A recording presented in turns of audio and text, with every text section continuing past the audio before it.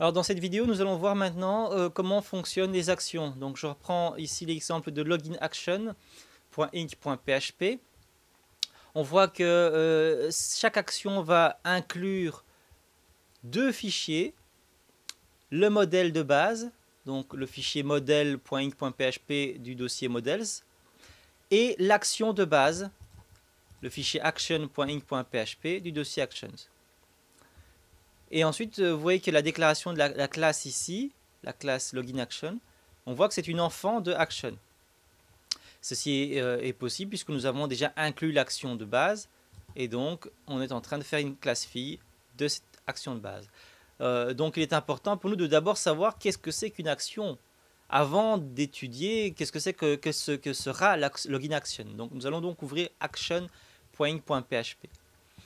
Alors, l'action de base, en fait, de quoi elle a besoin? Elle a besoin du modèle message model et de database, toujours un autre modèle qui contient donc toutes les interactions avec la base de données.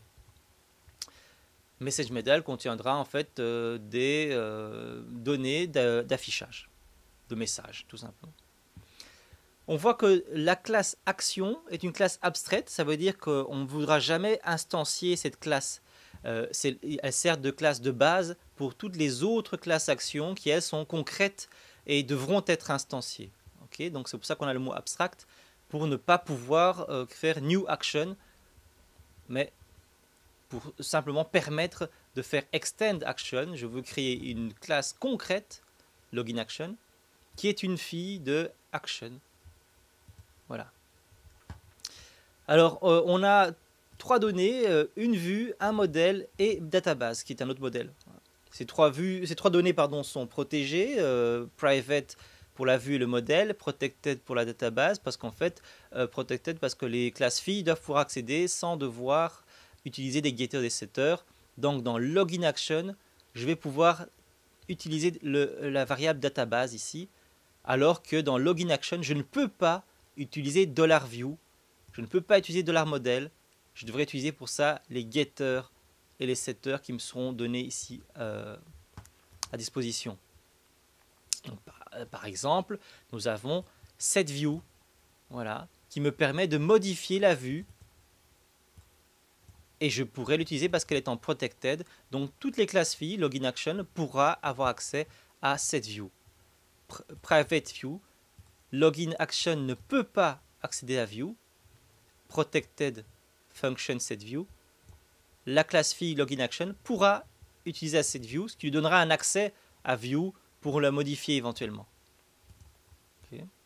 Pareil pour le modèle, qui est en protected également, je pourrais modifier le modèle avec setModel.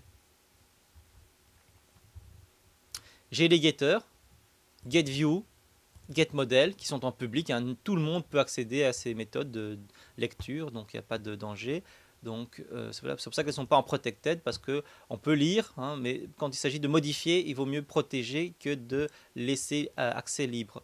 Ici, pour les getters, il n'y a pas de problème. Tout le monde peut connaître quel est le nom de la vue, connaître le nom du modèle. Ce n'est pas un souci. Voilà. Voilà pourquoi nous avons deux données ici en private, protéger les données de la classe action, et puis des getters et des setters qui permettent de modifier.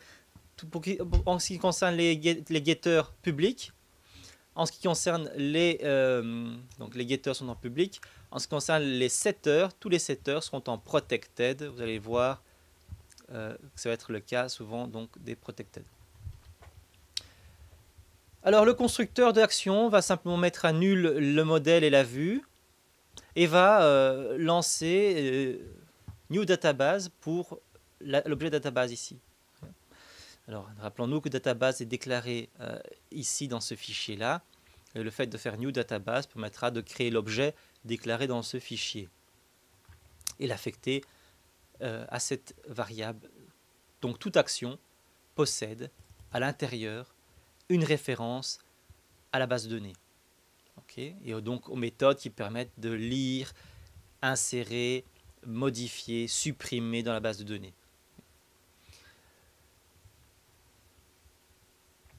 getSessionLogin et setSessionLogin, ce sont deux méthodes qui permettent de récupérer d'une part le login sauvegardé dans la session. Hein. S'il existe, alors récupère-le et stocke-le dans cette variable-là, login. Sinon, bah, tu mettras login à nul. Et une fois fait, on renvoie ce login qui vaudra donc soit nul, soit le login, si la personne s'était connectée, bien sûr. Alors, ici, le setup permet de fixer un nouveau login. On lui passe un login en paramètre, ici une chaîne de caractères, et il va le sauver dans la session. Donc, cette instruction-ci va simplement sauver un login dans la session sous le nom de variable login également. Donc, si je me connecte ici, par exemple en mettant Toto et mon mot de passe, eh bien, j'aurai dans ma variable de session login, j'aurai Toto. Encore faut-il que Toto soit inscrit dans la base de données, bien sûr, et autorisé à se connecter. Cette message view va recevoir un message et devra donc l'afficher. Donc pour ça, elle va avoir besoin d'instancier new message model. Ça crée un modèle et fixer ce modèle à l'action en cours.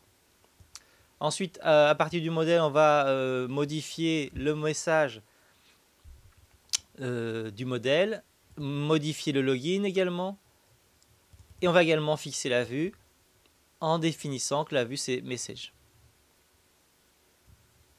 Je ne rentre pas trop dans le détail pour l'instant de cette fonction, on reviendra plus tard. Et nous voyons que nous avons une méthode run qui est en abstract, ça veut dire que toutes les classes filles doivent implémenter la méthode run. C'est pourquoi login action a une méthode run ici qui reste à compléter.